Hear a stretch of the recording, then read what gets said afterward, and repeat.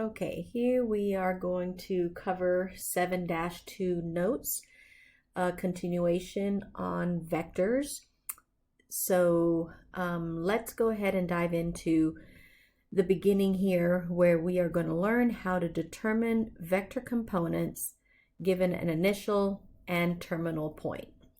So first of all, in section 7.1, we worked a lot with position vectors. So if you noticed in your homework with position vectors are vectors that have an initial point at 0, 0 and a terminal point at some point AB. So these position vectors were all exiting, so to speak, from the origin. So if we were to draw a position vector right now, for example, this would be a position vector. It would be originating right here at 0, 0, and I'm going to draw this vector and have it end at 3, 2 right here. So if my initial point is 0, 0 and my ending point, terminal point, is at 3, 2, this is considered a position vector. So right here, we're going to call this, let's call this vector 1. Okay, so I'm going to put a little subscript of a 1. This is vector 1, and it is going to have a terminal point at 3, 2. Okay, so vector 1 has, let me see, vector 1, there we go, is a position vector. Why? Because it originates at the origin, and its vector components are what?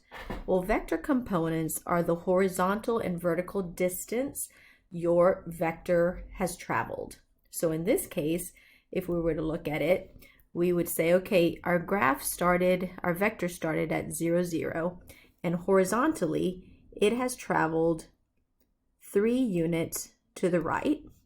So then we would write 3. And then vertically, it has traveled what? It has traveled 2 units up right here. Okay, so we would say 2. Whenever we talk about vector components, we are going to put these like V parentheses, vector parentheses, I'm not sure what they're called, honestly, but you're going to put these sharp edged parentheses called 3, 2, so you can see that the difference between this one and this one is that this first one right here is a point denoted by that little dot right there, and this, because it's these sharp parentheses right here, this tells us that it is a vector component. It explains that that's the distance traveled horizontally and vertically of your vector. Okay, so I want you to know the difference between the two. Why? Because our vectors don't always have to start at 0, 0. So for example, we can have a vector that starts at -5, 4. So we're going to look at another vector. So let's go to -5, 4. 1, 2, 3, 4, 5. 1, 2, 3, 4, negative. So -5, -4 is right here. That's the initial point, and the terminal point is -2, 2. So I'm going to draw this vector. Let's connect it, and it's going to go from -5, -4 to -2, -2. I'm going to put my arrow so I know where it's terminating, and we're going to call this one vector 2. Okay, now I want you to look at this one. Notice this one, vector 2, is going to, let me call it here, we're calling it vector 2, by the way, vector 2. Vector 2 is also going to have a similar vector component to vector 1. Why? Because if I counted horizontally how many units it went to the right 3 units, and vertically it also went 2 units. So when I ask you find the vector components of vector 2, you are going to notice that it also had vector components 3, 2, just like vector 1 did. okay? And this vector 2 is not a position vector. So we can see that we can determine vector components using a graph. If you graph a vector and you are able to visually see the squares, so to speak, counting the horizontal distance and the vertical distance, you will know what the components are. You just have to make sure you are taking into consideration the direction, okay? Vector components are extremely important, but let's say we don't have a graph and we don't have time to graph it. How can we determine vector components algebraically? So I am going to provide you with a formula to help you do that. So let us start first by labeling our initial points, whatever it is going to be. Our initial points will be labeled x1 and y1. And our terminal point will be labeled x2, y2. So why do we choose the subscript 1? Because initial point is where we begin. Why do we choose the subscript 2? Because the terminal point is where we end. Those numbers are extremely important because order matters when you are using the formula to find vector components. Here is the formula for vector components. So if I'm looking for the vector component of a vector, what you're going to do is you are going to start with your terminal x value, and you're going to subtract the x value of the initial, comma, and then you're going to start with your y terminal value and subtract it from the y of the initial. So notice that you always begin with terminal coordinates. Okay, always begin with terminal coordinates. So always start here and then subtract with x1. Always start here and subtract with the other one. So if we were to substitute the values that we were using upstairs, so coming over here, our initial point was, let me use another color here, let's use purple. The problem above for vector 2 was -5 and -4. That was my initial, so I'm going to call that one x1, y1. And then the other one was -2, -2. So I'm going to call that x2 and y2. Notice how our answer is going to come out to be just like this one, which is the one we found graphically. So watch here. Vector 2 algebraically is found by start with your x value of the terminal point. So -2 minus -5. And then we go with the y, -2 minus -4. If I simplify that, -2 becomes plus, -2 plus 5 is going to give me a 3. And then -2, that will become a plus. And that's going to be -2 plus 4, that becomes a 2. So notice, algebraically, still yielded the same answer that we found algebraically there, which came from over here. Okay, so here's how you do it graphically. Merely counting, you went to the right 3 up to, and over here is how you found it algebraically. Okay, so make sure you know how to do both. So what I want you to do is you will pause this video. So by the way, pausing here a second, this is the first formula that you need to, well, goodness gracious, let's try that again. This is the first formula that you will need to make sure that you definitely know, because it's going to be the most used formula in this section. So I want you to pause the video and I want you now to work out example 1 on your own, okay? I want you to find the vector components for the vector whose initial point is 4, -7 and 1, -2. Okay, so you're back. Let us work this one out. So first, label is my suggestion that you always do that first.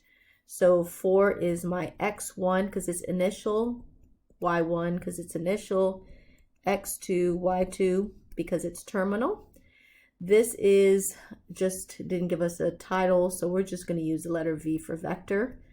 Vector V is going to equal x2 minus x1, y2 minus y1. Then I'm going to simplify.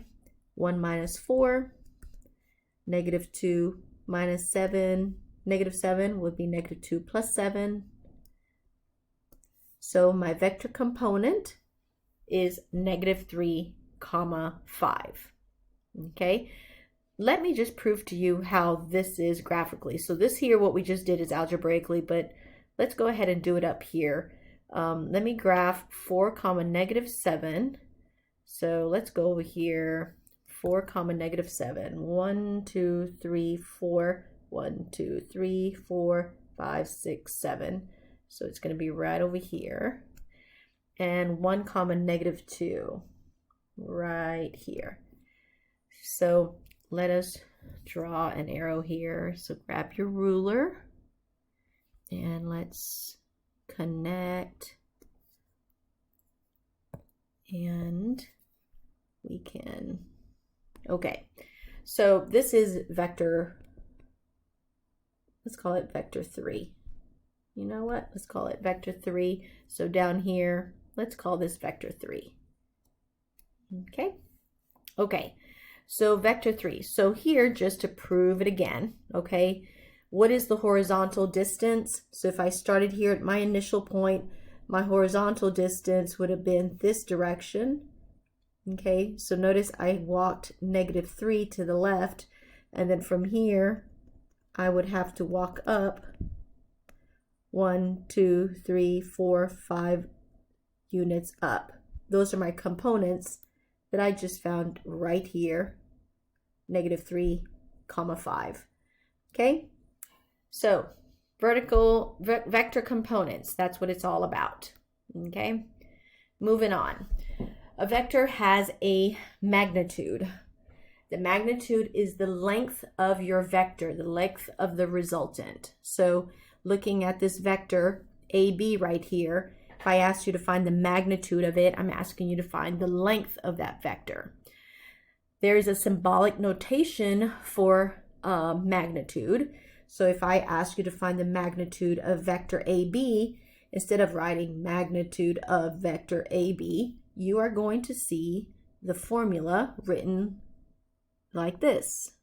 You're going to see 2 bars. You're going to see the name of the vector. In this case, our vector is AB. I'm going to put my little arrow on top of it, and then I'm going to close it off with these 2 other bars. That symbolic notation right there, that entire thing means magnitude of vector AB. So instead of having to write all that word, we're going to use the symbolic notation.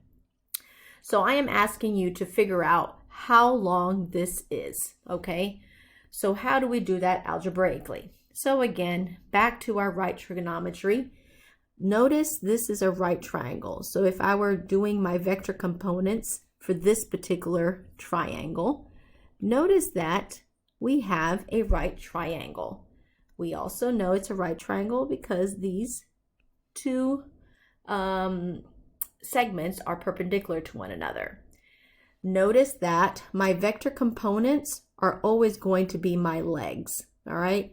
So if I'm asking you to find the length of this purple vector, do you not notice that this purple vector is actually what we called the hypotenuse of a right triangle, okay? And how did we find the length of a hypotenuse? So if you are right now saying a squared plus b squared equals c squared, you are talking about Pythagorean theorem, okay? So we always resorted to use the Pythagorean theorem to figure out the length of the longest side of our right triangle. So in this case, that's going to be our vector, and length means in vector world magnitude. So our Pythagorean theorem said that if we added a squared plus b squared, we would get the length of our hypotenuse squared. And in this case, our a and my b are those values right there. So if I'm asking you to find the magnitude of AB, the formula that you would use is going to look like this. The magnitude of AB can be found, or any vector, okay? So in this case, it's AB, but you know what? I'm going to write any vector. So I'm going to put a vector like this. Is found by adding the length of the horizontal distance plus squared plus the vertical distance squared, and then I'm going to have to square root that distance to find the length of the hypotenuse. So that will be the magnitude of this resultant, a squared plus b squared. So let's go ahead and use what we just learned and proceed now to find the magnitude of vector 3 from the problem we just completed. Okay, so vector 3, we found the components to be -3, 5. So from that, I know -3 is my a value and 5 is my b value, or if you want to say x and y, that's okay. But using a and b in this notation here for the formula, I'm assuming that my vector has components a, b, okay? So my a is my x value and my b is my y value. So here we go. So if I want to find the magnitude of vector 3, I am going to take my a value. I'm putting it in parentheses, by the way. You must put this in parentheses in your calculator, plus the next quantity, 5 squared. And then I'm going to simplify. What is -3 squared? 9. 5 squared is 25. 9 plus 25 is 34, and square root. Okay, so square root of 34 would be the final answer, unless you're asked to give it in decimal form, but that's the length of your hypotenuse, the magnitude, and you're done. Now, let's move on to direction. So magnitude, now direction.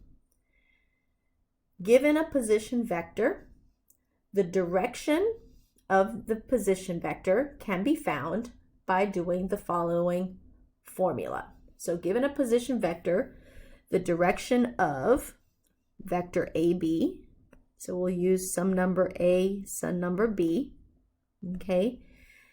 It can be found by the following formula. So this is formula number 3. Yep, I think it's the third formula. So here we go. The formula says that you can take the tangent of the reference angle and it will equal the B over the A. But since I am looking to solve for the reference angle first, what I'm going to need you to do is solve for theta. And the reference angle can be solved by doing tangent inverse of B over A. Your B is your y coordinate, that will always go in the numerator, and the A is your x coordinate, that will always go in the denominator. So make sure you guys get this B over A correct, okay?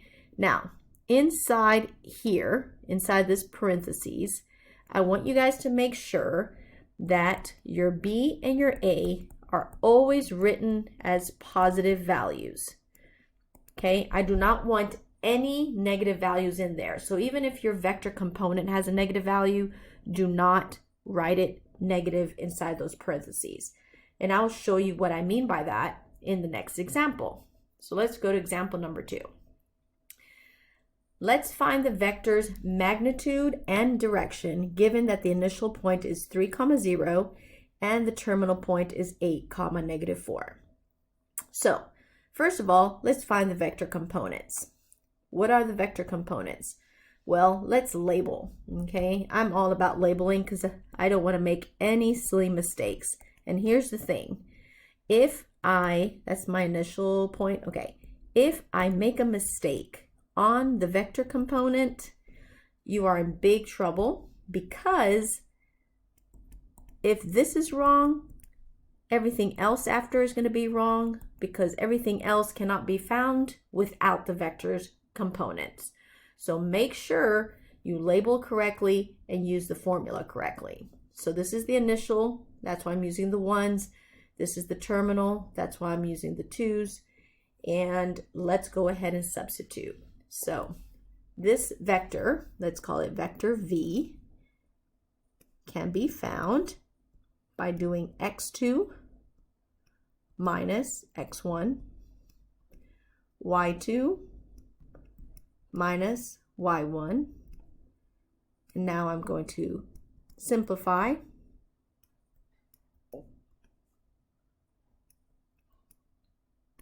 And I'm done. And this vector component is so important to everything that comes afterwards. So not making a mistake here is very important, okay? Very, very important. Okay, so first let us go ahead and, what are we gonna do? Find the reference angle. So the reference angle is going to be, oh wait, hold on. I am skipping a step, am I not? Find the vectors, oh, and hold on, let's move this down a second. We're not there yet. So the vectors component, we are going to find the magnitude, okay? So now my magnitude says that I am going to use the vector components that I found, and I'm going to do the sum of squares. So that squared plus this squared, and then I'm going to square root it. And so I'm going to get 5 squared to be 25, -4 squared is 16. I'm going to bring over this radical. I'm going to add underneath the radical. I'm going to get a 41. And there is the first thing I needed to answer. They asked me to find the magnitude. So magnitude is right here. Okay, so notice how magnitude is dependent on my vector component. After my magnitude, now I'm going to go, let's use another color. I'm going to go find my direction. Okay, and so now I'm going to move this back up here a little bit. So my direction is dependent on me using the third formula that I introduced you guys, and that is the reference angle is found by tangent inverse of B over A. So I'm going to write that down. My reference angle is found by taking the tangent inverse of my B value. Now my B value is where? My B value is right here where my vector is. Okay, so my B value is -4, but I'm going to put a 4. My A value is a 5. I'm going to put a 5. So notice here, remember I told you guys, dragging this down here a second, I told you guys, do not give me anything other than positive values, okay? So that's why this right here, where was it? This -4, I do not want you guys giving me -4 I want you guys writing +4, okay? So keep them positive. Now, when you type tangent inverse 4/5 in your calculator, please make sure degree mode in your calculator. Don't forget to make sure it's in degree mode, okay? So tan inverse or arctan of 4/5, when you type that in the calculator, you'll get an answer. We'll round it to, let's say, 2 decimal places. So 38.66. Goodness gracious. Now, as I'm saying this, the 38.66, I do believe in Delta Math, they want you using whole numbers. So in this case, you would have written 39, okay? So 38.66. Now, this is your reference angle, okay? This is not the direction. I haven't shown you how to do the direction yet. To find the direction, which is over here, okay, I need the reference angle. And I'm going to show you how to find the direction in a second. So here's what you're going to do. So stand by on 38.66, and I need to give you guys a little refresher course from last semester. So here in the bottom right, we have a coordinate plane, and I need us to do some labeling, okay? Remember, this is quadrant 1, this is quadrant 2, this is quadrant 3, and this is, whoops, it's quadrant 3, and this is quadrant number 4. The first thing I want to remind you guys is the signs of each one of these quadrants. So quadrant 1 always has coordinates plus, comma, plus. Since we're working with vector components, I'm not going to put parentheses, I'm going to use vector parentheses. This one is negative, comma, positive. This one is negative, comma, negative. And this one is positive, negative. Okay, so I wanted to remind you of those signs, okay? So don't forget about those signs. Secondly, you may not remember this again from first semester, but here's the reminder. Reference angle, if your angle ends up in quadrant 1, your reference angle is whatever it is that you found. If your quadrant is number 2, your direction angle is going to be 180 degrees minus your reference angle. If your vector is in quadrant 3, you are going to take 180 degrees and you're going to add it to your reference angle. That's not writing correctly. And then if it's quadrant number 4, you're going to take 360 degrees and subtract your reference angle. Okay? So, how do I know which one of these 4 formulas do I use? Okay? How do you know which one of these 4 formulas do you use?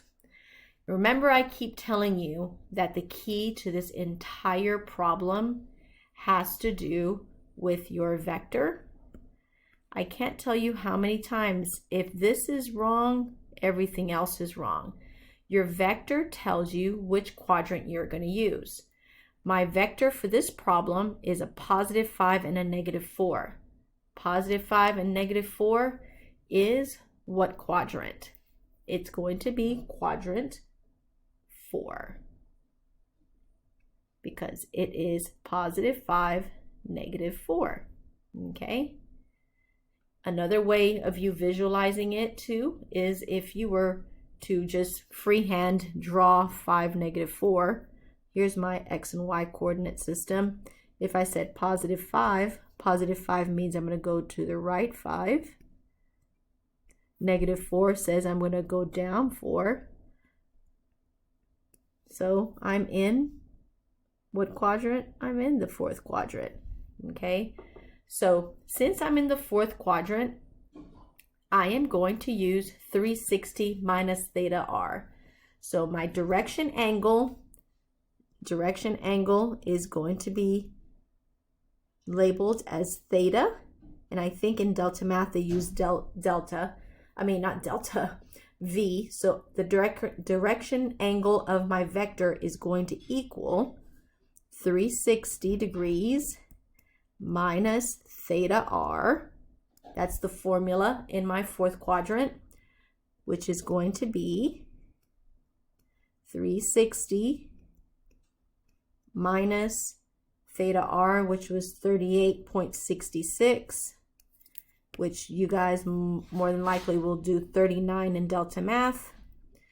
And my answer is therefore 321.34 degrees. And this right here is your direction. Okay, that's the direction of our vector. Okay, that's the angle. So basically looking at using this little picture right here, 321.34 is the distance it took to travel from standard position, wrapped around, and bam, right here is where it stopped.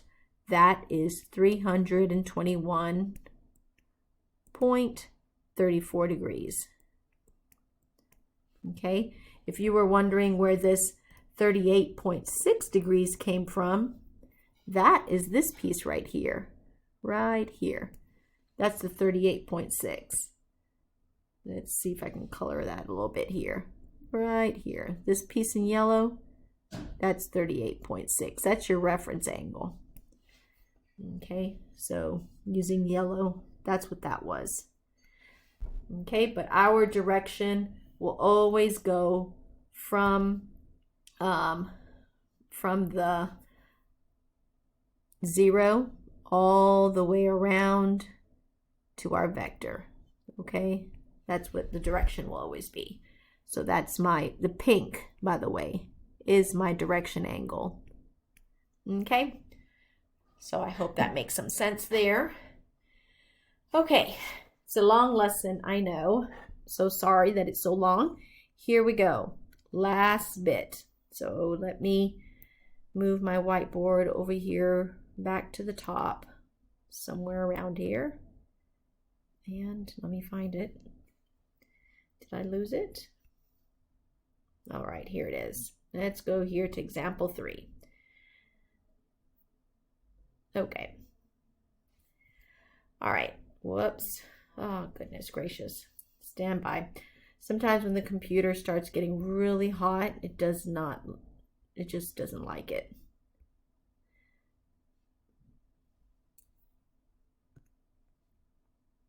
Okay, here we go. Example number 3. So example number 3, you are given two vectors. Vector u that has a magnitude of 8 and direction 220, and vector v that has a magnitude of 4 and direction 345 degrees. And we are going to find the magnitude and direction of the resultant of when you combine u plus v. So what does that all mean? So let's look at this graphically first. Okay, so if I have a vector u, and vector u is of magnitude 8 and direction 220 degrees, I know from my unit circle knowledge that 220 degrees is going to fall somewhere in the third quadrant, okay? In between the 180 and the 270. So 180 plus 40 degrees, so 220 is going to be probably somewhere around here, right? And so actually it wouldn't be around there if I said 40 degrees. We'll use this, calculate this there. So we are going to draw the vector with magnitude of 8. So I'm going to pretend magnitude of 8 is about right there. And I am telling you that this angle rotated 220 degrees. So in essence, this is what happened. That is 220 degrees right there. Okay, so we're going to call this the u vector. So I'm going to label that right there. And then I'm going to go ahead and do the v vector. V vector is 345 degrees. So 345 degrees is like 15 degrees less than this. So let's go 15 degrees, about right there. So 50 degrees less than 360. So let us, and again, this is just sketching, okay? And so my 4 has to be a little bit shorter than my 8, so about right there. And we were going to draw that, and I'm going to label this as my V vector. And so the goal here is that we are wanting to add these vectors. So you remember what we were doing in Delta Math was when we added vectors, we were connecting the vectors tail to tip. So this purple vector V, we would translate it way down here to this end right here, right? And connect it to be able to get a resultant. So I'm just going to pretend that I just did that. So I'm going to draw this dashed line right here to depict that movement. And that would happen right here. That would have a resultant. Or I could have easily done the reversed. I could have done this vector right here, and I could have translated it over to this vector right over here, right there. And I could have, whoops, let's move this back here. And I could have just, oh my goodness. There you go. I could have translated right here, and it would have ended right here, okay? So let me move this out of the way. So I think I made this one a little bit too long. So let's draw that there and this right here. So notice here this parallelogram, my resultant can either be, I'm going to use my ruler here, this resultant right here, you know, from tip to tip, or it can be this resultant right here. Both of those have the same length, the same magnitude. But which one of these two is the position vector going to be? Is it going to be this one? Or is it going to be this one? Notice that position vector is what we have is the preferred choice. So since this vector here is the one that goes through the origin, not this one, I'm going to draw my resultant vector from here to here. And let's go ahead and use a yellow here. So the vector u plus v is going to be this vector right here from the origin to there. And that is what we are looking to find the magnitude and the direction of. So the magnitude is how long is that yellow vector, and then the direction is how far or how big is that angle. That's my direction. That's the theta I'm looking for. Okay, so how do we proceed to do that? So this is where you're gonna be introduced to one more formula. Okay, so the formula is as follows. I need to find the vector components for u. So I need to find the vector components.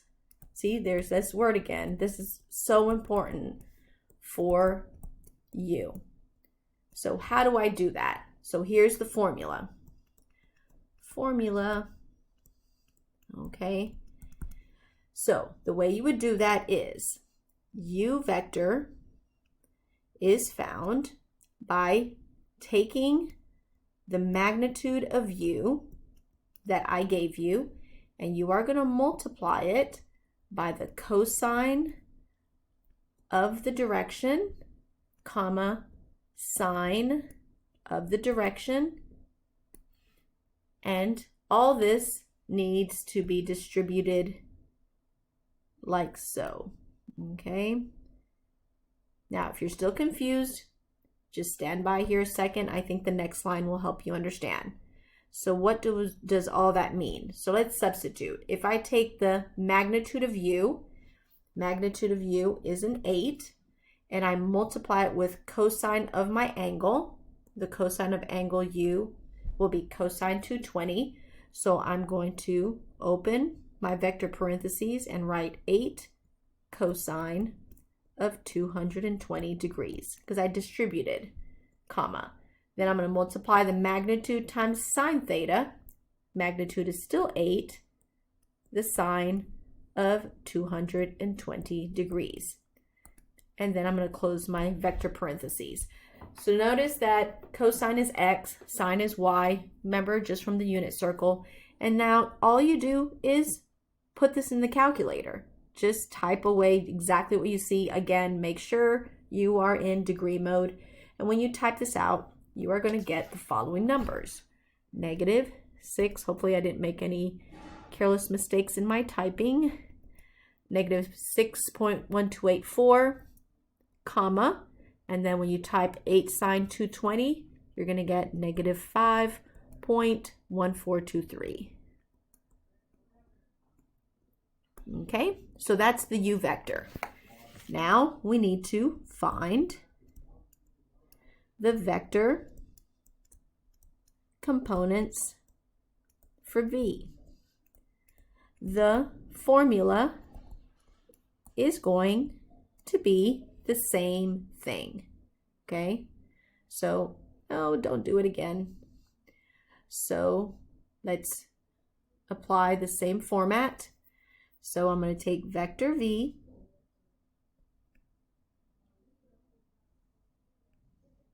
and I'm going to find the magnitude of vector v. In this case, it's the 4. And I'm going to multiply.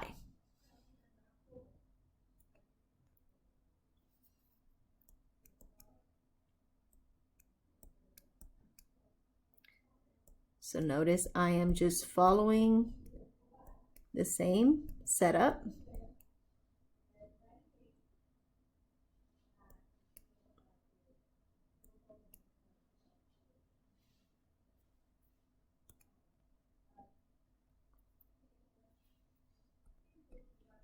Okay, and so when I finish entering this all in the calculator, the answers I'm going to get are merely me typing this out. So now you have the u vector components and you have the v vector components.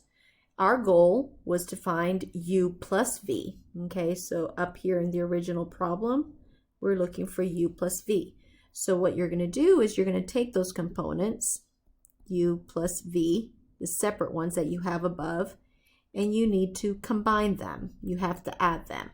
So using my highlighter over here, what you're going to do is you're going to take this x value and you're going to add it to the x value for your v component. Okay, you want to stick to the same values. Okay, so add those two together.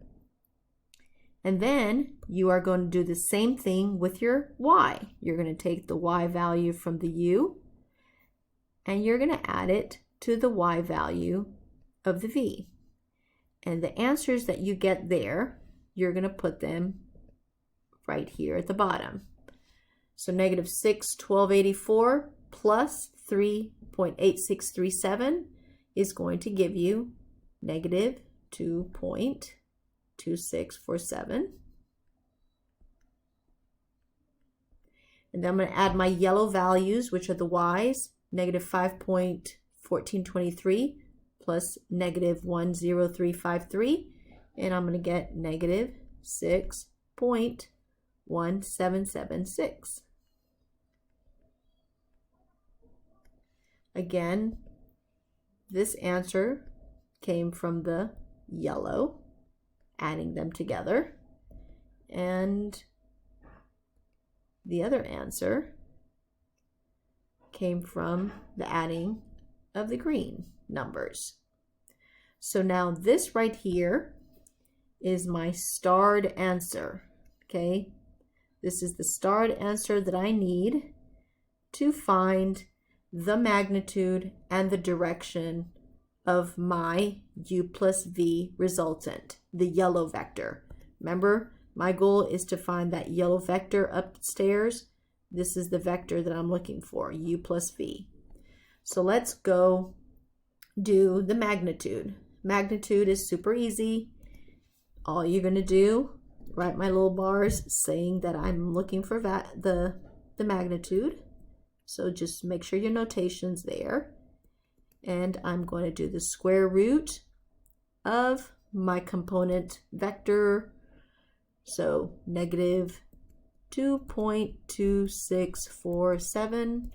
I'm going to square that, plus, open parentheses, oops, negative 6.1776 squared. Type that out into the calculator and see what you get. So here is the magnitude of my yellow graph, my yellow vector. It is 6.6 units long. Okay, now we're going to do the direction. We're almost there, folks. Let's do the direction. To find the direction, I need to find the reference angle first. So I need to find the reference angle first. By doing what? By doing the tangent inverse of B over A. So where's my B and A? Well, here's my A, here's my B. It's where my star is, okay, the most important stuff.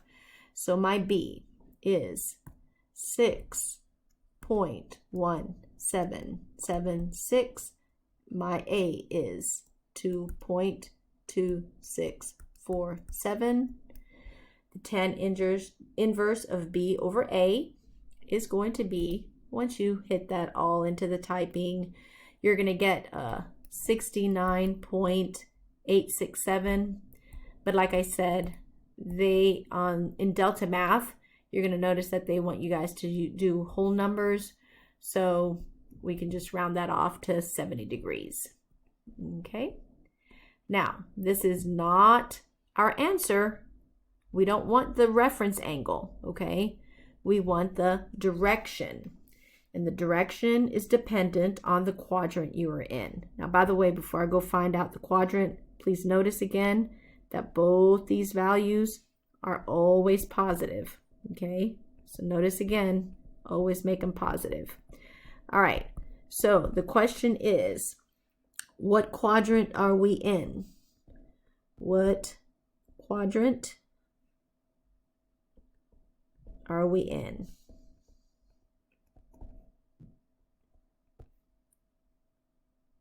Is vector N. So how do we find which quadrant we are in? Sorry. How do you find that out? So if you are telling me you look at the vector component, if you're going back to the starred area, you're going to notice that our vector component is a negative number, comma, another negative number. And where are they both negative? They are both negative in the third quadrant. Third quadrant. So what is the formula for third quadrant that we're going to use? The formula for third quadrant says that our direction angle of our vector is found by taking, no, not 360, sorry, third quadrant, taking 180 degrees and adding it to the reference angle, which in this case is 180 degrees plus 70. And 180 plus 70 is what? It is 250 degrees. Okay, that's our direction angle. So the final answer to our problem will be written in the following manner. I'm going to write it in yellow so that you know that it is the answer that we've been looking for our yellow vector that we drew in our picture above. U plus V is going to be equal to, you write down the magnitude that you found. The magnitude was this right here. Okay, I just scratched it out. That makes it look like it's not important, but you know what I mean. Let's highlight it instead with yellow. So right here is your magnitude, the 6.6. So 6.6, and you're going to multiply it times, the x is always cosine, so cosine of the angle you found. The angle we found, the direction was 250. So I'm going to write 250. Come on, computer, you can do this. Comma, and then you write sine of 250. And then you are going to close your vector brackets. And that is the final answer to your problem. And if I can actually box this out without my computer overheating, it would be great. And it's not letting me do it. Let's see if this will work. There we go. That's your final answer right there. Okay, so you will put your magnitude here, the number for magnitude. Goodness gracious, my computer has had it. The magnitude is going to always be that number right here. I'm done, folks. I'm just trying to give you one small detail, but my laptop is not cooperating. So the magnitude will always go right here, that number. It's freezing on me. And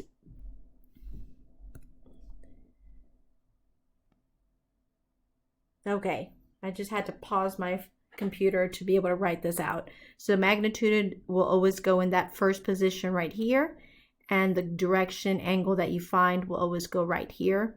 Cosine always goes first because it's x. Sine always goes second. So this is the way you would type it out in the Delta Math, or write it out for your future quiz or test. Okay, folks, that's it. That is lesson 7.2, a very, very long lesson with tons of material. Thanks for watching. If you have any questions, just reach out.